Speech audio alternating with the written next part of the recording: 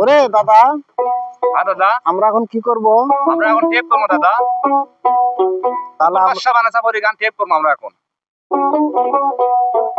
আচ্ছা ঠিক আছে, আমরা গহুর বাদশা বানাসা পরির কথা একটু আমরা তুলে ধরতে চাই। তুমি যা করো তাই কও তো। আমি মোহাম্মদ শহীদুল ইসলাম, ওর সঙ্গে আছে জামাল ভাই, শরীফুল, হারুন এবং আমার মামা।